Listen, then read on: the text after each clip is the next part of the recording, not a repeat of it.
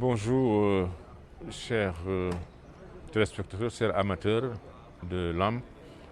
Nous sommes venus cet après-midi au CNG pour une rencontre autour du dopage. Vous savez, le dopage est un fléau dans le sport moderne, un fléau qui cause énormément de dégâts.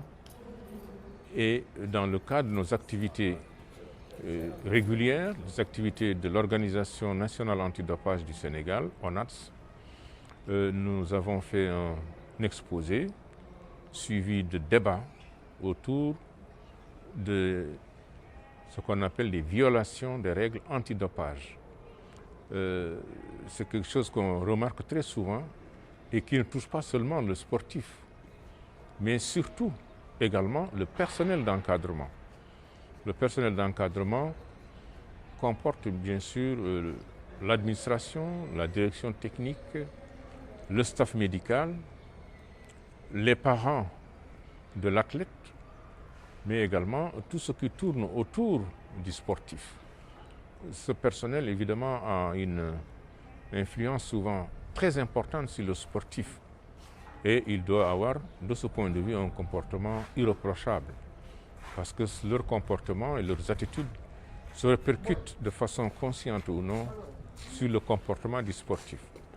Et donc, il doit avoir un bon comportement, un comportement consistant à prodiguer des conseils adéquats, c'est-à-dire des conseils d'amitié, des conseils de solidarité, des conseils d'effort et surtout de bannir ce qu'on appelle la fainéantise, ce qu'on appelle le mauvais comportement, tout ce qui est incompatible avec la pratique sportive, surtout de haut niveau, et particulièrement en évitant la tricherie, c'est-à-dire tout ce qui peut également conduire au dopage.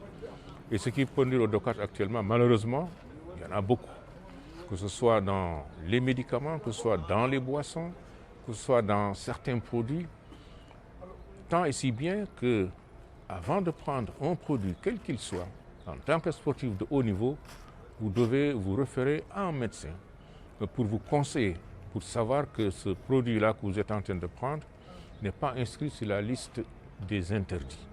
Ceci est capital. C'est le seul moyen de se protéger du dopage. Mais en côté de cela, il y a ce qu'on appelle les violations des règles de dopage qui touchent également le personnel.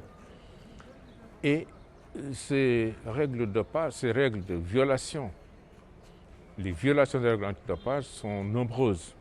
Il y en a environ 11 types et sont variées. Qu'il s'agisse de détention, qu'il s'agisse de dissimulation, qu'il s'agisse d'usage de produits ou de méthodes non autorisées, tout cela rentre dans le cadre de ce qu'on appelle les violations des règles antidopage. Donc, il faut que l'encadrement soit averti, qu'il fasse attention à ce qu'il fait à l'endroit du sportif pour le protéger. Voilà brièvement l'objet de notre rencontre aujourd'hui avec le CNG de lutte. Ça a été quelque chose de très instructif, de très fructueux et de telles rencontres doivent être pérennisées. Merci. Bon, nous sommes venus pour rencontrer CNG, c'est une réunion hebdomadaire. Pour waxtaan ci affaire dopage pour affaire sensibilisation ndax dopage maanaam lu doy waar la ci sport dopage day yàq mbër day yàq athlète bokkul ci làmb daal dafa mel ni affaire sàcc affaire tricherie quoi mooy tricherie te suñ ko jàppee maanaam sanction yi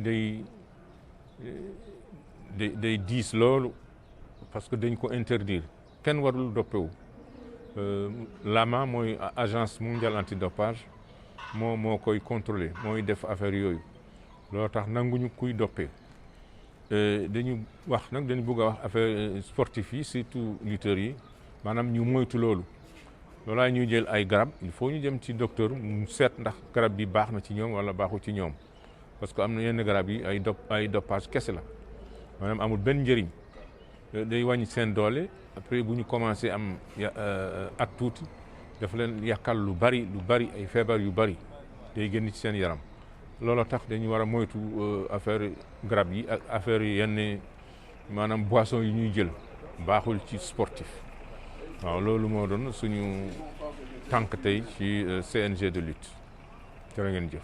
Bonjour, je m'appelle Timothée Planès, je suis un étudiant français en master et je travaille actuellement sur la question de la lutte antidopage et des politiques antidopage internationales. Je suis ici en tant qu'observateur de l'activité de l'Organisation nationale antidopage sénégalaise, l'ONAD, car j'effectue une recherche universitaire. Cette recherche universitaire a pour but l'étude de l'application locale des politiques internationales demandées par l'Agence mondiale antidopage, l'AMA. C'est dans cette raison que je suis ici présent, que j'ai pu participer avec le Comité national de gestion de la lutte à une réunion entre l'ONAD et le CNG, de façon à donner les différents points qui peuvent être abordés et les points qui peuvent être améliorés pour la relation entre ces organismes nationaux qui organisent le sport au Sénégal et l'Organisation nationale antidopage, qui a pour but de prévenir contre le dopage et d'organiser le plus efficacement possible la lutte antidopage au Sénégal.